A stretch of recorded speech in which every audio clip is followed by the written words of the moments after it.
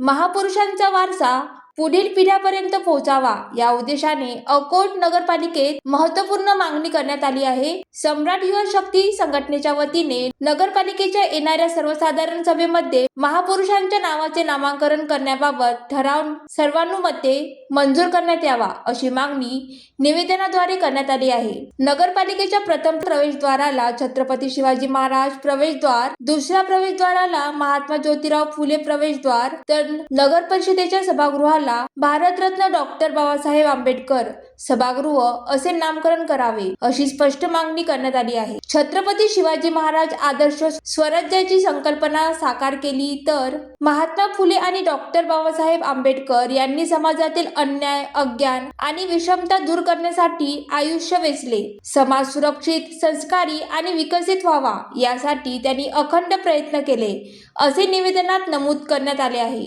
ही मागणी 2 फेब्रुवारी रोजी अकोट नगरपालिकेच्या अध्यक्ष सौ माया विवेक धुळे यांनी मुख्याधिकारी शशिकांत बाबर यांना, सम्राट युवा शक्ती संघटनेचे अध्यक्ष विशाल आगरे यांनी सादर केली। यावेळी संघटनेचे अकोट तालुका अध्यक्ष गौतम वाहुरवाग, धम्मध्वज गायकवाड, अशोक वाहुरवाग, विनोद खंडारे, अमोल वानखडे, यश तेलगोटे यांच्यासह अनेक पदाधिकारी व कार्यकर्ते मोठ्या संख्येने उपस्थित होते।